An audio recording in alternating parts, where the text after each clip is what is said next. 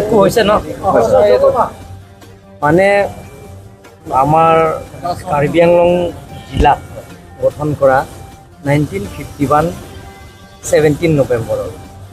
তেতিয়া গঠন কৰিছিল united Mikir hills and north Cachar district বুলি গঠন কৰা হৈছে এতিয়াও অট'নমাছ কাউন্সিল বুলি সুকীয়া অট'নমাছ কাউন্সিল বুলি অট'নমাছ ডিষ্ট্ৰিক্ট বুলি গঠন কৰা হৈছে গতিকে আমি যোৱা বছৰৰ পৰা আমি এই অট'নমাছ কাউন্সিলৰ প্ৰথম গঠন কৰা সেইটো আমি সেই দিনটো যোৱা বছৰৰ পৰা আমি সেই প্ৰতিষ্ঠা দিনতে আমি উদযাপন কৰিছোঁ এবাৰ ছেকেণ্ড আমি উদযাপন কৰিছোঁ গতিকে মই মোৰ ফালৰ পৰা মই ডক্টৰ হিমন্ত বিশ্ব শৰ্মা ডাঙৰীয়াই তেখেতক ধন্যবাদ দিছে তেওঁ টুইট কৰিছে যে আজি কাৰ্বি আংলং জিলাৰ গঠন কৰা তেখেত আদৰণি জনাইছে আৰু এই উদযাপনো তেখেতে আমাৰ বিশ্বাস দিছে তাৰ বাবে মই তেখেতক ধন্যবাদ দিছোঁ এনেধৰণৰ কাৰ্বি আংলঙৰ সকলো জাতি জনগোষ্ঠীৰ একেলগে থাকি আমি সমন্বয় হিচাপে থাকি আমি কাৰ্বি আংলঙৰ নতুন কাৰ্বি আংলঙৰ নিৰ্মাণ কৰিবৰ কাৰণে আমি একেলগে কাম কৰিব লাগিব তাৰ কাৰণে মই প্ৰত্যেক সভা মই অনুৰোধ কৰোঁ সকলো জাতি জনগোষ্ঠীৰ লগত একেলগে থাকি কাৰ্বি আংলঙত নতুন কাৰ্বি আংলঙত আৰু কাৰ্বি আংলঙত নতুন কাৰ্বি আংলং নিৰ্মাণ কৰাটো অকল ইয়াত কাৰ্বিসকলে নোৱাৰে সকলো জাতি জনগোষ্ঠীৰ লগত লৈহে আমি একেলগে কাম কৰিব আজিৰ দিনটো আমি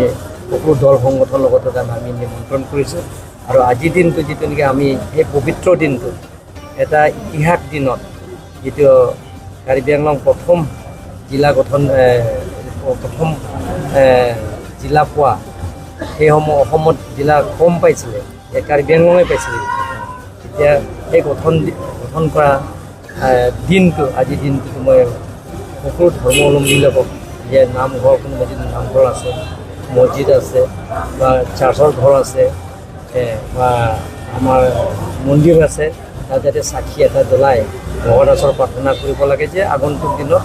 কাৰ্বি আংলঙত যাতে এনেধৰণৰ হৈ শান্তি কৰি আৰু কাৰ্বি আংলঙৰ যিবিলাকৰ ৰাজনীতিক সমস্যা আছে আৰু বেলেগ বেলেগৰ সমস্যা আছে সেইবিলাক গোটেইখিনি সমস্যাবিলাকৰ